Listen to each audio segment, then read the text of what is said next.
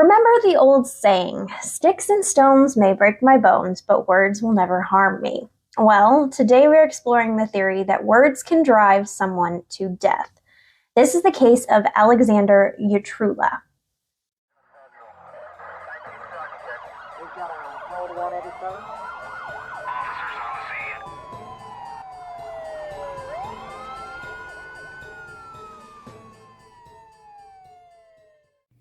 Some of my content has mention of extreme violence, sexual assault, and or other triggering content.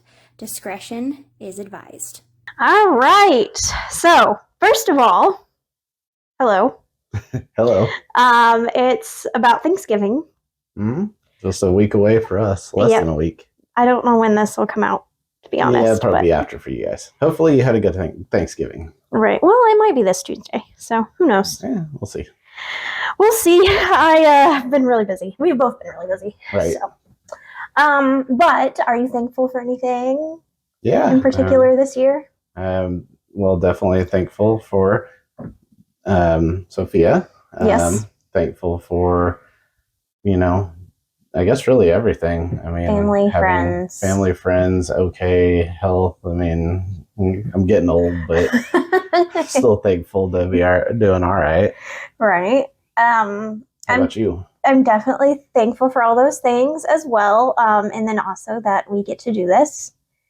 It's pretty much like a hobby for us at this point. We're not getting anything like money, but it's fun. Yeah. To come together and do crazy true crime cases every week. So we're going to still try to keep going. Get to make you guys think. Yep. If it's sporadic, I'm sorry. It's just been busy. New job for life, you. New job, holiday season. More hours for me lately, but we're still going. Still going strong. And this case today makes you think a lot. I like the cases that kind of challenge morals and ethics and what you think. So this is definitely like that. And I'm trying to remember because I already feel like I'm going to need to use it. That phrase that I was was told. What was it? Do you remember it? Don't try to rationalize. Or don't try to understand irrational thought. With rational thinking or something like that. Yeah. So thanks for that. Yes. But also, I mean, this is us theorizing. Right. And just our take on things. It's not like we're not professionals. Right. The interesting part to me, and I imagine it is for some of you out there, is to try to understand it, even though we are using rational thought. Try to understand what someone was thinking and figure out what made them do what they did. Even though, really, if you could understand it, it's probably not a good thing. Right. So let's go. Let's go. All right. So in 2017, Alexander was described by his friends as driven, strong-willed, and a leader. But that was before he started dating his new girlfriend, Inyoung, who was 21. We all have that friend that gets into a relationship and changes. Sometimes for the better. Not this one. Well, I immediately was like, you. But I'm gonna make this my whole personality now. Yeah. I was like, do I want to say that on camera? Well, let's go for it. Yeah. So it's not one of my better qualities, but sometimes I do. Most of the time I do. With every relationship change. I think that with this one, I changed the most. Right. But it's definitely not, I don't think, for the worse. I think it's for the better. No, I think so. So yeah, I don't know. Hopefully it's not like this one. Yeah, well, it doesn't sound like it's like that. I hope not either. Right. That's from the start of it. Yes. So this was Alexander's kind of big college relationship. And before dating Inyoung, Alexander had no previous history with depression or suicide, as far as anyone knows. He was a normal guy studying biology. He was set to graduate in May 2019, and he was in his prime time. Made me think of sports. So this is not that long ago either. Right. 3 years ago. Yep. And this one is like another case that I think you watched with me. So my memory is not good with these cases. So there's a very good possibility about halfway through this, I start going, oh. It's not the same case that you watched with me, but it's very similar. Okay. Alexander and Inyoung met through a Filipino culture club. I cannot say that word right. You did fine on that. Okay. On the college campus that they both attended, Boston College. Alexander had the world, the girl, and the future career. He was set to accomplish big things. However, the dream relationship turned sour quickly. Dun, dun, dun. So this is what I want people to understand about relationships now that is so different, because we have technology. And relationships are so personal based that two people can talk all day, every day, exchange hundreds and thousands of messages, and no one knows or sees that except for two people. You know what I mean? Yeah, no, I could see that. So social media is now in your face 24/7. Also, what people say has an impact. We don't think that someone is on the other side is a real breathing person. Which I was thinking when you were talking about that with the messages and the new way relationships are. So we're both about the same age, and we both remember pre, technology, things like that. We both remember you had to call your significant other, and you at least had to hear their voice. Right. And when you do that, you used to at least hear I don't know if I'm using the right word here, but like inflections in people's voices, and I don't see very good. So I really notice that because my vision's not that good, but my hearing's good. So if you are, then I'm going to be like, doesn't matter what you say, I think you're mad. Right. But then now it's people don't even get on the phone to talk. People don't go see each other in person and meet for first dates. Especially after True Crime Podcast, people don't do blind dates. Right. Who wants to not know the person you're going on a date with after all this? Right. So, yeah, I mean, it's completely changed. I do kind of miss the in-person interaction, but, I mean, that usually happens eventually. So, yeah. Yeah. I know now a lot more that social media is toxic. YouTube comments can really, really hurt. Sometimes it's like you just have a thick skin and you walk away, but other times it's like, man, you personally attack me and you don't even know who I am. Right. And it's also, I mean, the culture of social media is basically I think Black Mirror did a great episode on it where it was kind of like you had this rating almost in that social media platform that followed you around, and that was your social status. Yeah. Well, it's almost kind of that's how social media has become, is I only got 10 likes on that, really? And it's people are like, oh, well, I just didn't like this about you, so I didn't I didn't like it. And it's really hard. I mean, I don't envy kids growing up now with the way social media is now compared to what it used to be. Yep. It's so toxic to get online and see. I mean, the numbers go up, or your likes go up, or someone say you look good in that or not look good in that, and it changes your whole day. Right. And those people don't even know you. Yeah. And I mean, that's the good thing.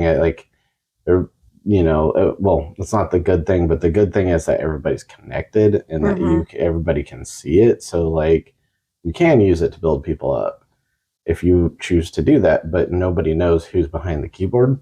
And so you can also do horrible things because you're just no one's going to know. Right. So, yeah, the blessings and curses of the internet and social media. Yep. And it's easy to type a message and feel like it floats to nowhere, but it really can hurt someone. I will challenge, though, for this to people who do listen. Maybe think about like, well, I may not see that this does good, but maybe I just say something good to somebody and just think to myself, all right, I feel good because hopefully that made them feel good, because it probably did. Yeah. They just probably didn't come back and say that made me feel good, but it probably did. And I'm not saying that like, comment on this and say something good, because I'm not asking for compliments or anything like that. But I'm saying, like, if you see somebody out there, posting something and you're like, oh, that was cool, just say that was cool. And that's probably going to make that person's day. Right. So that's the challenge. Yeah. Go find somebody. Go do that. Gas them up. Yep. And do it every day, not just today. Right. Yeah. Don't just do it once. Look for chances. Right. So the second part of this story is just how real mental abuse is. And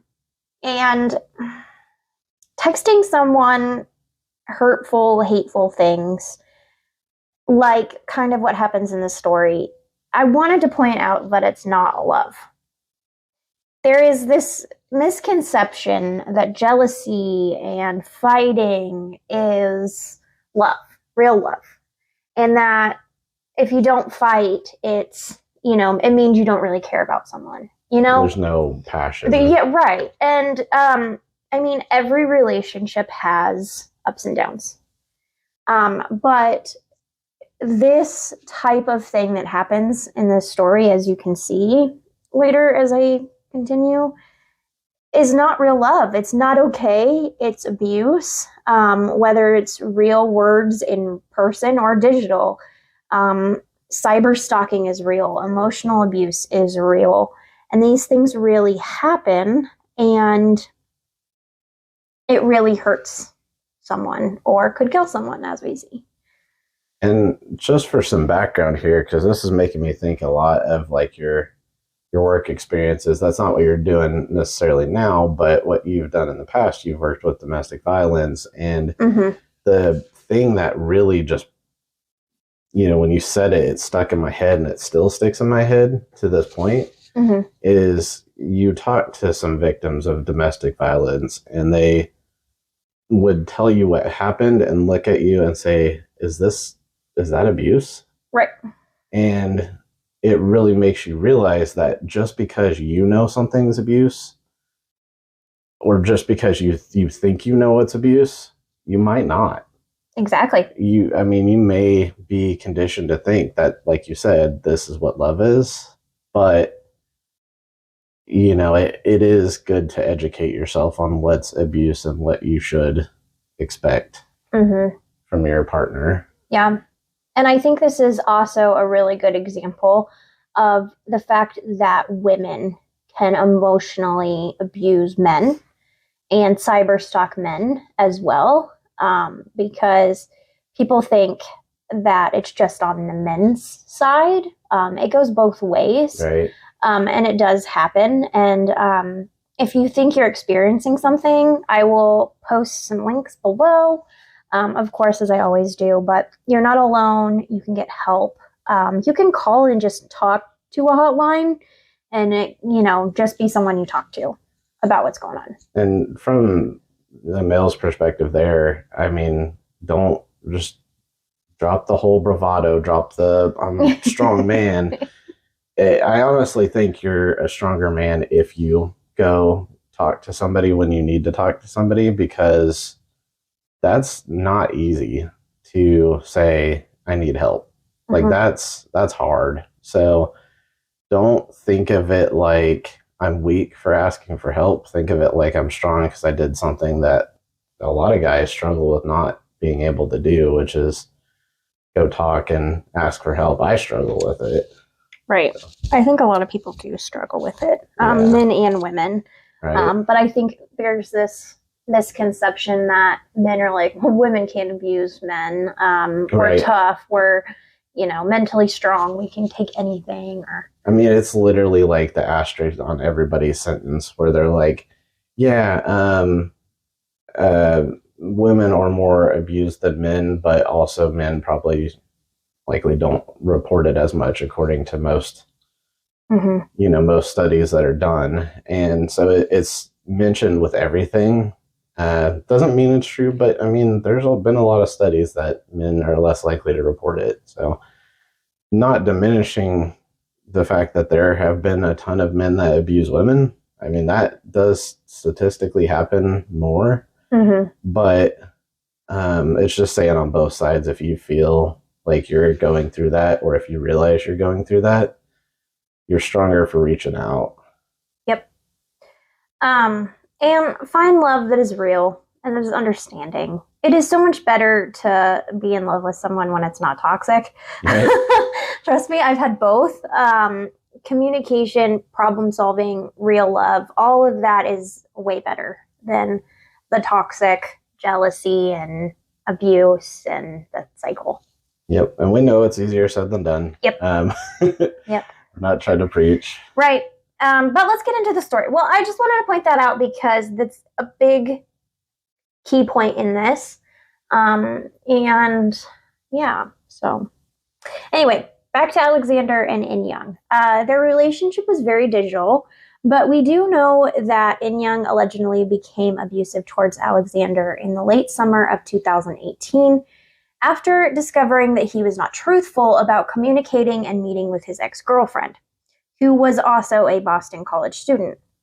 So she got jealous real fast and went straight downhill afterward. The language between the two became very toxic. Both even threatened suicide to get the other to stay, which is a big thing in domestic violence.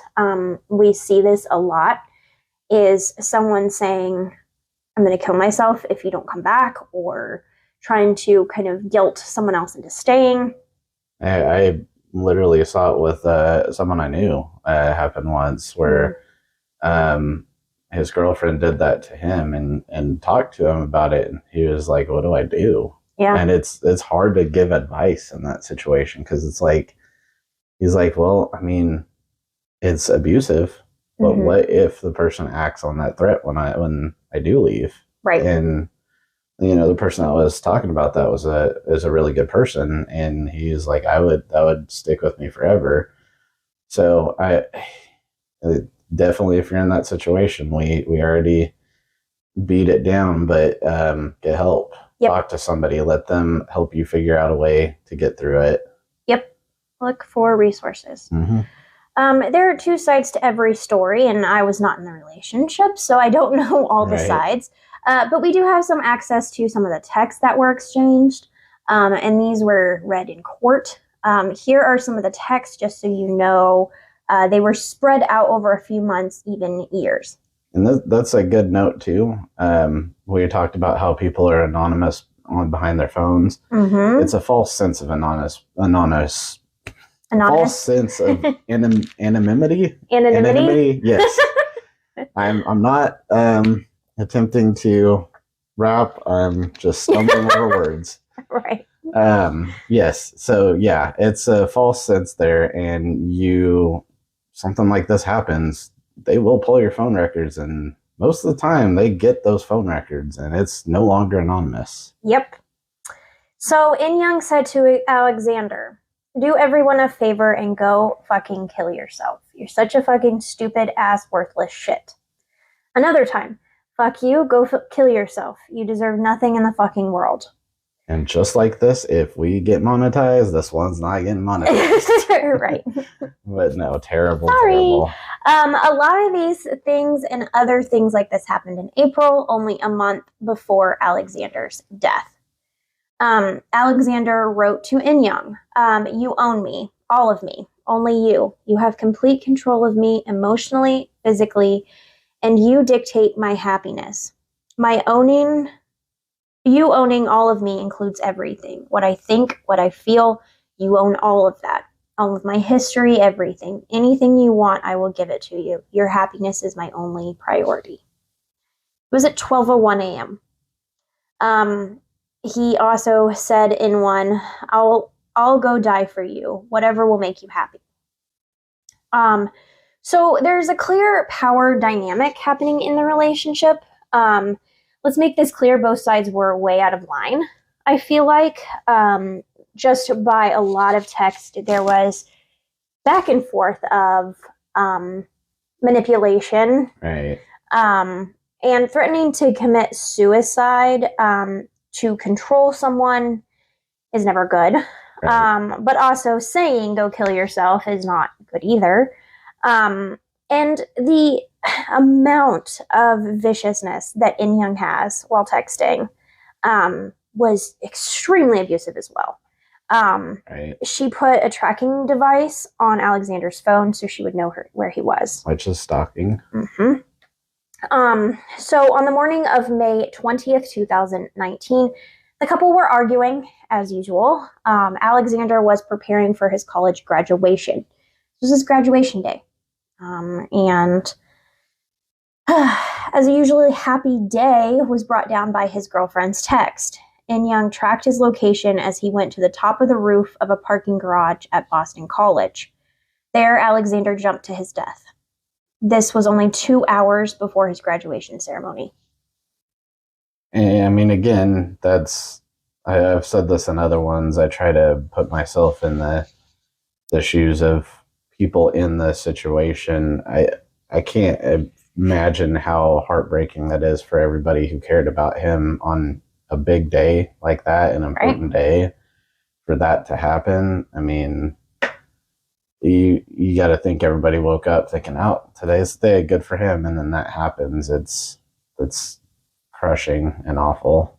Yeah, they said that his parents even went into the auditorium, and then they found out that he was outside and had killed himself. Painful. Yeah. So December 23rd, 2021, Inyoung pled guilty to involuntary manslaughter. The definition of involuntary manslaughter is a crime of killing another human being unlawfully, but unintentionally. This is usually used in drunk driving cases, but Inyoung was charged with a jail sentence of 2.5 years and then 10 years of probation. In the end, Inyoung sent over 47,000 text messages to Alexander, hundreds of them telling him to kill himself. So my question to you guys is, do you believe that Inyoung was responsible? Now that you mention all of the pieces of this case, I do feel like I remember this being in the news a little bit. I feel like this was probably a pretty huge case. I didn't have my head fully in the sand on it. Mm-hmm. Do you want me to tell you the case it was like? Because I think you know it. Yes. And I was trying to decide if I wanted to guess first. But I don't know if I remember the case enough to know if it's like for like. So I'm going to let you say it. All right. So there was a case of Michelle Carter and Conrad Roy. Yep, I was wrong. Okay. Well, I think we watched some of this. And this Michelle Carter and Conrad Roy was a huge case because it was before this, and it was one that people were on two sides of it. Do you think she had something to do with it? And it was very similar. She told him to kill himself. She was on the phone when he did it. And he... That could be the one I was thinking of too. Yeah, she literally walked him through it. Right. And I think she ended up going to prison, but I don't know for how long. But I wanted to pick one that was similar, but different. I mean, that's sad that you can find one that's similar. I know. And this case was more recent. And I feel like this case, you can kind of see the clear path that happened here.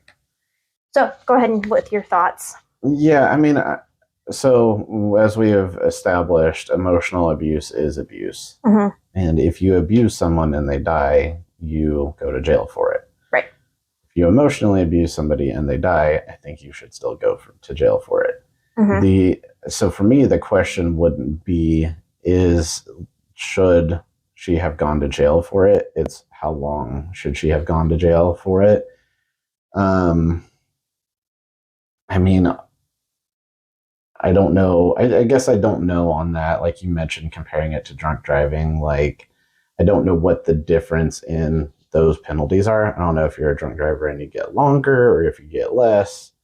So I don't know. I'm probably not the expert there. I do feel like in both cases it should be longer just to discourage people from doing it. Mm-hmm. Right? I hate drunk driving because it's not the person who is doing the drunk driving that I'm worried about. It's the fact that you could be taking away somebody who is not involved in any way in the situation. Mm-hmm. So I hate that. Don't do it.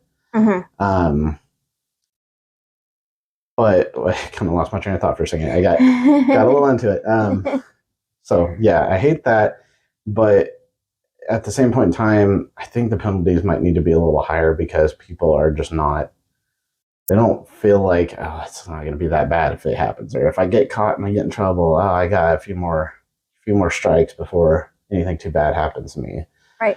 Probably the same thing that people feel with abuse situations is they're like, well, I mean, what's the worst that's going to happen to me? Yeah. And it shouldn't be that way. You should know that if the consequences of people doing something bad to other people is not enough to get people to stop doing it, then it should be higher consequences for the person doing it, then, in my opinion. So, yeah, I think it should have been, I think her going to jail is right. I think probably should have been a little longer sentence. Maybe that doesn't work that way with how the laws are established, but maybe the laws need to be changed to be a little stricter. Yeah. And I'm not saying life, but I'm saying 2 years feels pretty short. It does. I think the moral of this is watch your words. Yeah. Because if you're in a relationship and someone is constantly telling you they don't want you around anymore, you need to be out of that relationship. I know it's hard. I know. And I'm not judging anybody. There's ways out. Right. There's options. There's ways out. But this is not love. And maybe she didn't expect him to do it. Yeah. Maybe. But you don't tell someone in 47,000 text messages that they don't want you around. I mean, when you get to where they got, you're playing with fire. Like, you may think, oh, well, they're not going to do it. No, you're playing with fire. Like, it could, either one of them, it could have happened. It could have easily been the story, but, you know, her doing it to herself and him going to jail because both people told the other person to do it. Right. So, like I said, I'm going to post all the resources below. There's a U.S. National Suicide Prevention Lifeline, and you can text a crisis line on that number as well. I'll post that. I will also post help for domestic violence, which is at thehotline.org. You are not alone. You are important, and you can and will make it through this. Absolutely agree. Well said. Yep. And we'll see you guys next time.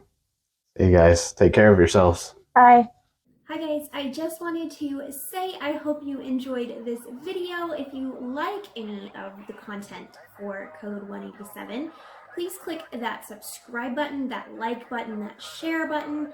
Help us out, help us grow. You can find us on your favorite podcast platforms. Yeah, check us out on there. Give us some ratings. Tell us what you think.